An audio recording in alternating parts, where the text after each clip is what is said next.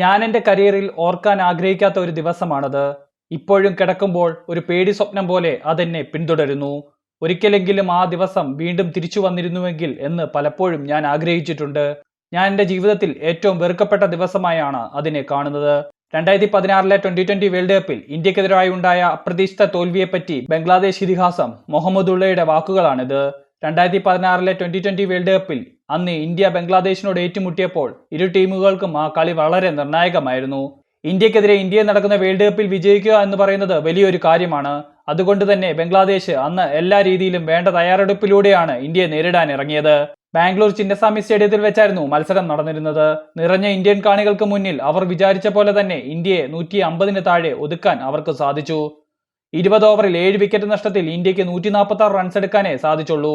മറുപടി ബാറ്റിംഗിൽ വളരെ ശ്രദ്ധിച്ചു കളിച്ച ബംഗ്ലാദേശ് 19 ഓവർ കഴിഞ്ഞപ്പോൾ വിജയത്തിന് 11 റൺസ് മാത്രം അകലെയെത്തി. 6 വിക്കറ്റുകൾ ആ സമയത്ത് ബംഗ്ലാദേശിന്റെ നഷ്ടപ്പെട്ടിരുന്നു. ബംഗ്ലാദേശിന്റെ 2 ഇതിഹാസങ്ങളായിരുന്നു അന്ന് ക്രീസില്, മുഹമ്മദുള്ളയും മുഷ്ഫിഖുർ റഹീമും. അവസാന ഓവർ എറിയാൻ വരുന്നത് സാക്ഷാൽ ഹർദിക് പാണ്ഡ്യ.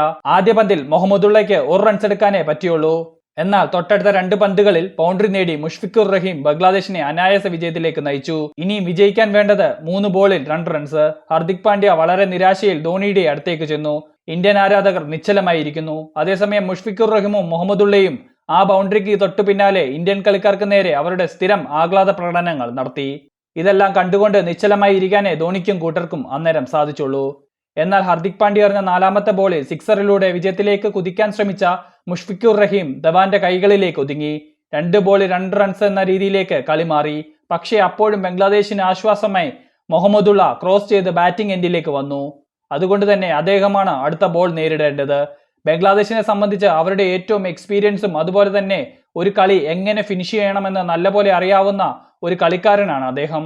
അതുകൊണ്ട് തന്നെ അദ്ദേഹത്തിന്റെ ഭാഗത്തു നിന്ന് വലിയ മണ്ടത്തരങ്ങൾ വരില്ല എന്ന് ബംഗ്ലാദേശ് ആരാധകർ വിശ്വസിച്ചു. എന്നാൽ അടുത്ത പന്തെറിഞ്ഞ ഹർദിക് പാണ്ഡ്യ യോർക്കറിനാണ് ശ്രമിച്ചതെങ്കിലും ഫുൾ ടോസ് ആണ് ചെന്നത്.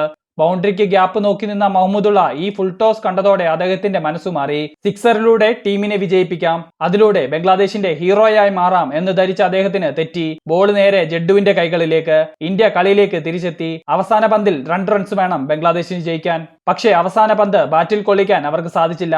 1 റൺസ് എങ്ങനെയെങ്കിലും എടുക്കാൻ ശ്രമിച്ചപ്പോൾ അവർ മറന്നുപോയ ഒരു കാര്യമുണ്ട്. വിക്കറ്റ് കീപ്പർ മഹേന്ദ്ര സിംഗ് ധോണി ആണെന്നുള്ളത്. ബുദ്ധിപരമായി സ്റ്റംപിലേക്ക് എറിയാതെ സ്റ്റംപിന് നേരെ ഓടി തന്റെ ബോളുള്ള കൈകൾ കൊണ്ട് ബാറ്റ്സ്മാനെ റൺഔട്ടാക്കി. ഇതോടെ ഇന്ത്യക്ക് 2 റൺസിന്റെ അത്ഭുത വിജയം. അന്നൊരു പക്ഷേ സിക്സറിന് ശ്രമിക്കാതെ മനസ്സ് ശാന്തമാക്കി കളിച്ചിരുന്നുവെങ്കിൽ വേൾഡ് കപ്പിൽ ഇന്ത്യയിൽ തോൽപ്പിക്കാമായിരുന്നു. ഈ ഒരു നഷ്ടബോധം മുഹമ്മദുള്ളയെ ഇപ്പോഴും വല്ലാതെ പിന്തുടരുന്നു. അദ്ദേഹത്തിന്റെ ഉറക്കം കെടുത്തുന്നു. എന്നാൽ ഞങ്ങളെ സംബന്ധിച്ച് ഇത് നിങ്ങളുടെ അഹങ്കാരത്തിനേറ്റ കനത്ത തിരിച്ചടിയാണ്. കാരണം വിജയത്തിലേക്ക് എത്തുന്നതിന് മുമ്പ് തന്നെ നിങ്ങൾ നിങ്ങളുടെ സ്ഥിരം കലാപരിപാടികൾ തുടങ്ങിയിരുന്നു. മത്സരം വിജയിക്കുന്നതിന് മുമ്പ് അതിര് വിട്ട് സന്തോഷിക്കരുത് എന്ന് വലിയൊരു പാഠമാണ് നിങ്ങൾ ക്രിക്കറ്റ് ലോകത്തിന് സമ്മാനിച്ചത്.